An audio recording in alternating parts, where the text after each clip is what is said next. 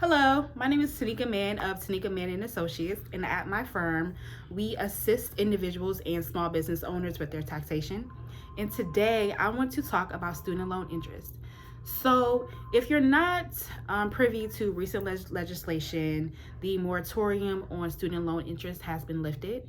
So, to take a step back, during the COVID-19 pandemic, when Congress passed the legislation that extended us our stimulus checks, the eviction moratorium, the additional child tax credits, and things like that, there was also in there a moratorium on student loan interest. So, since that time of when that legislation was passed, there were no student loan payments due, and there was no interest being accrued on your loan. So now that moratorium has been lifted, and starting on September 1st, interest will begin to accrue again. And starting in October, payments will start to be due again. So I'm not sure of what your exact due date will be. That will vary based upon your lender and by each person. However, 21 days prior to your payment due date, you should have received some type of correspondence from your lender stating your due date and how much you owe and things like that. So, now that you know payments are going to be due again, if you weren't aware before, the interest that you pay on your loan is something that has potential to be deducted on your taxes. Now, the IRS rule as of now is your deduction is the lower of $2,500 or the payments you made, whichever is less. So what that means is you are able to reduce your taxable income by $2,500 or less based upon how much you paid. No more than $2,500. So if you paid $500 if you paid $500 in interest, not the loan balance, just the interest, then you can deduct $500. If you paid $5,000 in interest, you can only deduct $2,500.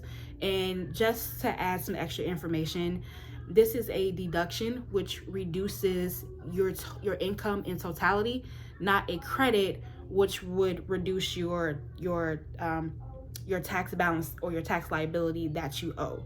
So don't think that if you don't owe any taxes and you have this $2,500 or less deduction, then that's going to be refunded to you. No.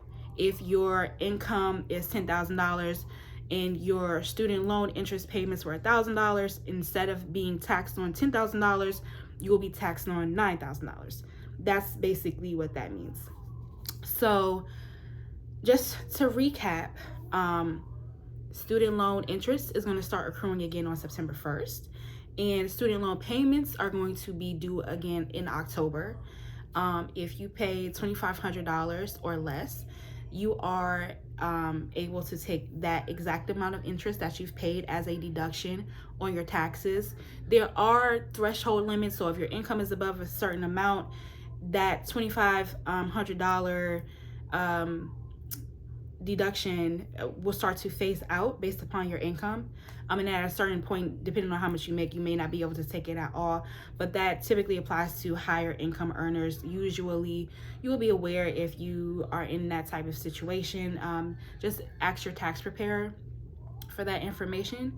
Also, be aware that if you do start making payments again, that you will receive a Form 1098E at the end of the year. That is your student loan interest statement. Also, something else that is interesting that I want you to be aware of is that since payments and interest are starting to accrue again, what Congress has done for us is they have enacted this period. They call it a ramp-up period. And what this means is that for a period of 1 year, you won't be penalized or charged any fees for any late payments, and you will not see any negative credit hits if you happen to make a late payment or a missed payment. So make sure that for the period of a year, I'm assuming starting in October when payments are due again. I'm not sure if they're backdating it to September or October. I assume October though. If you happen to miss a payment, make sure you check your credit report and that it does not show that you have missed a payment or it's not a negative mark. And if you do see something like that, make sure you're reaching out to the credit reporting agency so they can remove that for you, because that is a provision that Congress has passed that for the period of 1 year, you cannot have any late penalties or fees or receive any negative credit marks due to missed payments or late payments. So I hope this video helps. Please be aware that you are allowed to deduct the interest on your loans, not the loan payment, just the interest. You are allowed to take a deduction for that based upon your income. If you are an individual, you should, make sure you're aware of the deductions that you can take, this being one of them. With, a lot of people have student loan, pay student loans back. So this is it's something. If you don't already know, there's not very many benefits in the tax code for individuals. So being as though a lot of us do have student loan payments, this is something that you can take advantage of.